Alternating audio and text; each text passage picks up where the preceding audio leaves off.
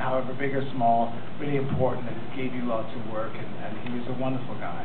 And the reason he called me the King of the Monkeys was I'm in the monks scene. I'm the first monk who, the monks are telling the never-ending story. You'll see it. I don't want to give too much away. And the extras who were playing the monks on the flying carpet. So each flying carpet was its own rig. Like we were all rigged with all these people pulling us and moving us around on these flying carpets. It wasn't CGI'd. And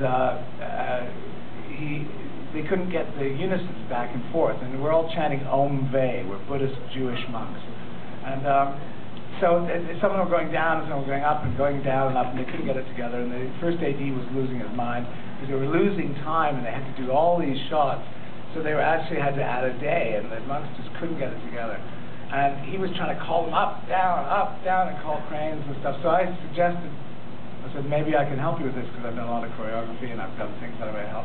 So I got this plan where I stood in front of the monks and I said, okay, down, 2, 3, 4, up. 2, 3, 4, and I called it out like a drill sergeant, and they got it. And then I got onto my flying carpet, and I called it from there, and then I said, when we yell rolling, shut up and count it to yourself. And they did it, and it worked. And Terry leapt off of his chair and said, you're the King of the Monkeys! So I was the King of the Monkeys for the rest of the shoot. And but he has that great enthusiasm, and he invites you to participate, and it's very lovely, no matter how big or small. And it was really great. I had scenes with Tom Waits and Chris Plummer and Vern Troyer. I got to work with Jude Law, and it was just a lovely, lovely experience. And it's fascinating to see Tom Waits. He's an amazing actor. He never does anything the same way twice, and that's he was given that freedom by Terry. And I'll tell you a quick Tom Waits story. I had just done The Black Rider, and I don't know if anybody saw that. And we toured it to Toronto, but in between Vancouver and Toronto, I did the film. And so Tom was very interested to see how it had gone and what we'd done. And so we had a nice rapport. So we were sitting there one day, and he just sort of stops talking for a second, and all of a sudden he says, hey, no, whatever, I don't know, you can try it, I don't care. Oh, hey, well, yeah, that's what you think. And it was totally out of the blue. And I was looking at him, and I thought, oh my God, what's happening? And he looks at me and says, I'm just working on my subtext. So it was the strangest thing I ever heard from another actor, so I left him to his subtext and went off and got a coffee. And I walked away, and I was like 20 feet away, and I looked back, and he was there by himself. And I went, oh, yeah, So he was a very interesting guy to work with, and really lovely. And Chris Plummer, when you see him when he's younger, when he's a monk, they wanted to make him younger, and they didn't want to do it with CGI, so they attached latex things to him and covered it over with latex that were on pulleys, and they pulled him back and gave him basically a facelift and tied his face back, and it was tied behind his head, and he's 80, and he had this on for 14, 15 hours a day, and he was amazingly friendly about it. So there was lots of great stories, and Terry Gilliam, fabulous guy to watch, and he never let a thing go by without saying, oh, we could do that.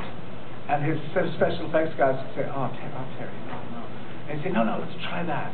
So he was open to everything. Amazing guy. So you're going to love this film. It's really an amazing film. Any questions? Anybody? I can't see totally blind. How much do you think his earlier animation work figured into? I can't hear you, sorry? How much do you figure his earlier work figured into this film? He actually has, all of his early work figures in this film. Like there's an homage to almost every film he's done. You'll see that if you're fans of his work.